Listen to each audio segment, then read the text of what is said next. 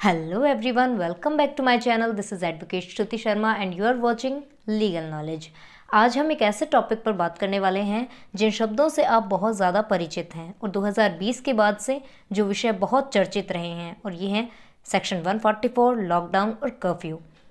ये तीनों फंक्शन कैसे करते हैं? तो ये तीनों ही एक ऐसा पावर, एक ऐसी शक्ति प्रोवाइड करते हैं कि पब्लिक इंटरेस्ट में, लोक हित में कोई ऑर्डर इशू हो सकें।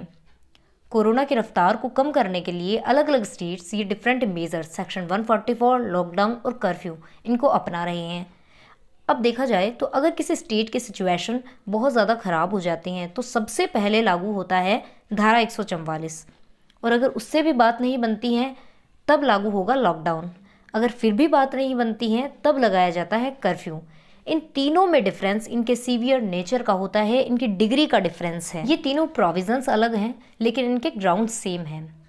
फॉर एग्जांपल ह्यूमन लाइफ पर या फिर पब्लिक हेल्थ पर कोई खतरा होता है या दंगे फसाद जैसी कोई सिचुएशन क्रिएट हो जाती है या फिर पब्लिक ट्रंक्विलिटी या पब्लिक पीस पर कोई खतरा होता है तो इन तीनों में से सेक्शन 144, लॉकडाउन या कर्फ्यू इनमें से किसी को भी लागू किया जा सकता है। अब देखते हैं कि सेक्शन 144 क्या होता है। तो ये अनलॉफुल असेंबली को प्रोहिबिट करता है। अब अनलॉफुल असेंबली क्या होता है? अगर किसी जगह पर सेक्शन 144 धारा 144 लागू हो चुके हैं और उसके बाद भी उस जगह पर 5 या 5 से ज़्यादा लोग एक साथ बाहर निकलते हैं तो उसे हम कहेंगे अनलॉफुल असेंबली। 4 लोग तक हैं तब ओके हैं, अगर 5 लोग हैं तो 5 होते ही वो अनलॉफुल असेंबली बन जाती हैं, तो वो प्रोहिबिट है। दूसरा इसका एलिमेंट है आर्म्स। कोई भी वेपन्स या आर्म्स को कैरी नहीं कर सकता है और हथियारों की खरीद फरोख्त पर इस वक्त रोक लगा दी जाती है। सेक्शन 144 का ऑर्डर एग्जीक्यूटिव मैजिस्ट्रेट पास कर सकते हैं, मतलब डिस्ट्रिक्ट मैजिस्ट्रेट या सब डिविजनल मैजिस्ट्रेट, मतलब डीएम और एसडीएम। अब देखते हैं कि लॉकडाउन क्या होता है। जो सेक्शन 144 में 2 एलिमेंट शामिल हैं वो इसमें भी शामिल हैं, मतलब आर्म्स को और अनलॉफुल असेंबली को इसमें भी प्रोहिबिट किया जाएगा। इसका मेन ऑब्जेक्ट होता है पब्लिक ट्रांसपोर्ट या मूवमेंट को रिस्ट्रिक्ट करना। फ्लाइट्स को, ट्रेन्स को, पब्लिक ट्रांसपोर्ट के सारे जितने भी मीडियम होते हैं उसको लॉकडाउन में शट डाउन कर दिया जाता है। अब देखते हैं कि कर्फ्यू क्या होता है।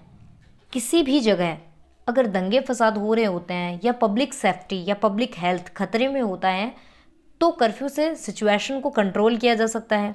कर्फ्यू का मेन ऑब्जेक्ट होता है कि लोग अपने घरों से बाहर ना निकलें, घर के अंदर ही रहें, और अगर किसी को बाहर जाना भी है तो उसे पुलिस या प्रशासन से परमिशन लेनी पड़ती है पहले। अब देखो, लॉकडाउन और कर्फ्यू का ऑर्डर सिर्फ डिस्ट्रिक्ट मैजिस्ट्रेट जो डीएम होते हैं वही पास कर सकते हैं। सेक्शन 144 और लॉकडाउन दोनों में ज़रूरी सेवाएं चालू रहती हैं। अब ये स्टेट गवर्नमेंट पर डिपेंड करता है कि वो ज़रूरी सेवाएं किसे मानती हैं। फॉर एग्जांपल ग्रॉसरी शॉप्स हैं, डेयरी हैं, बैंक्स हैं, हॉस्पिटल्स हैं, पर इनका भी एक निश्चित टाइम होता है, एक फ़िक्स टाइमिंग होती है कि उस टाइम पर ही आप इन जो भी ये मतलब ज़रूरी सेवाएं हैं इनकी सुविधाओं को अवेल कर सकते हैं। उस टाइम पीरियड के ख़त्म होने के बाद में आप वो अवेल नहीं कर पाएंगे। जबकि कर्फ्यू में बहुत से ऐसी ज़रूरी सेवाओं को भी रिस्ट्रिक्ट कर दिया जाता है। अगर कोई भी इंसान सेक्शन 144, लॉकडाउन या कर्फ्यू का उल्लंघन करता है तो उसे क्या सज़ा होगी ये बताया हुआ है भारतीय दंड संहिता इंडियन पेनल कोड में।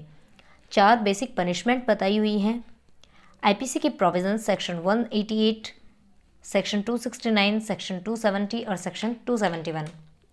सेक्शन 188 ऑफ आईपीसी बात करता है disobedience to order duly promulgated by public servant, लोक सेवक द्वारा सम्यक रूप से प्रख्यापित आदेश की अवज्ञा।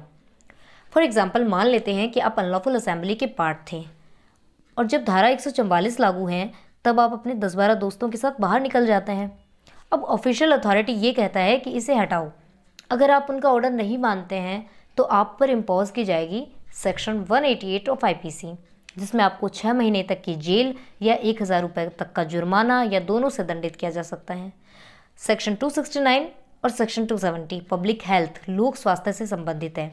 सेक्शन 269 ऑफ आईपीसी बात करता है कि अगर कोई भी इंसान नेग्लिजेंटली, मतलब लापरवाही से इधर उधर घूमता है और उसे ये पता है कि ऐसा करने से वो रोग के संक्रमण में मतलब इजाफा कर रहा है, रोग के संक्रमण को और बढ़ा सकता है, तो उसे 6 महीने की जेल हो सकती है और फाइन भी इम्पोज किया जा सकता है। और इसी से डिग्री में सुपीरियर हैं सेक्शन 270। सेक्शन 270 ऑफ आईपीसी बात करता है कि अगर कोई इंसान ऐसा है जो द्वेष भाव रखकर ये जानते हुए कि उसके इधर उधर घूमने से रोग के संक्रमण का खतरा बढ़ सकता है और वो ऐसा करता है, तो उसे 2 साल तक की जेल और जुर्माने या दोनों से दंडित किया जा सकता है। फॉर एग्जाम्पल, कोई कोरोना पॉजिटिव पर्सन है, वो जानबूझकर कोरोना को स्प्रेड करने के लिए इधर उधर घूमता है, तो फिर उस पर आईपीसी के सेक्शन 270 इम्पोज की जाएगी। सेक्शन 271 ऑफ आईपीसी बात करता है डिसोबीडियंस टू क्वारंटाइन रूल। जब किसी को ये कहा गया है कि आप बीमार हैं, आपको क्वारंटाइन में रहना है, और उसके बावजूद भी वो पर्सन बाहर निकल जाता है, तो उस पर लगाई जाएगी सेक्शन 271 ऑफ आईपीसी और उसे 6 महीने की जेल या उस पर फाइन भी इम्पोज किया जा सकता है। अब लॉकडाउन, सेक्शन 144 और कर्फ्यू, इन तीनों में ही गवर्नमेंट के पास ये पावर होता है कि वो इंटरनेट को ब्लॉक कर सकती हैं, इंटरनेट को बैन कर सकती हैं। मैं उम्मीद करती हूँ कि आपको सेक्शन 144, लॉकडाउन और कर्फ्यू के बीच में जो मेजर डिफरेंस है वो समझ आया होगा, और रिक्वेस्ट करती हूँ कि कोरोना के बढ़ते खतरे को देखते हुए आप अपने घरों से बाहर ना निकलें। Thank you, have a nice time.